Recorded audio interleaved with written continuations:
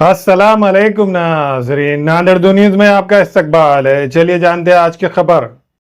नांदेड़ के सोनखेड़ के petrol pump पर पेश आए कत्ल के मामले में पुलिस ने तेजी से कार्रवाई करते हुए दोनों फरार मुल्जिमान को चंद ही घंटों में गिरफ्तार कर लिया है। पुलिस प्रेस नोट के मुताबिक 10 जून को पेट्रोल पंप पर दो अफराद ने किफ़ायत अली से पूछा कि पेट्रोल कहाँ मिलेगा। इस पर किफ़ायत अली ने बताया कि वो प्लम्बर है और पेट्रोल पंप के अमले से मालूमात हासिल करे। इस बात पर दोनों फरीकों के दरमियान झगड़ा शुरू हो गया। झगड़े के दौरान मुल्जिमान ने किफ़ायत अली और एक आईनी शाहिद को शदीद मारा पीटा, जिसके नतीजे में किफ़ायत अली की मौत हो गई। वारदात के बाद मुल्जिमान मौके से फरार हो गए।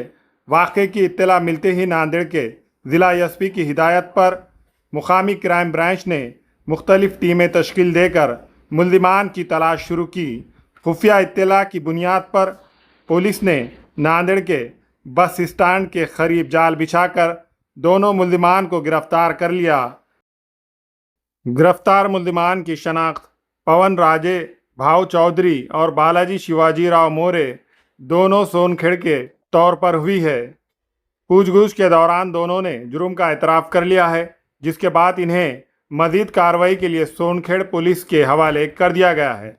इस मुकदमे में इतनी कम मुद्दत में मुल्जिमान को गिरफ्तार करने पर नांदेड़ ज़िला एसपी ने क्राइम ब्रांच के अफसरान और अहलकारों की सताइश की है। इसी मामले को लेकर आज पीरबुरान नगर के मुकामी लोगों ने एहतजाजन बंद मनाया और मुल्जिमान के खिलाफ सख्त कार्रवाई का मुतालबा किया।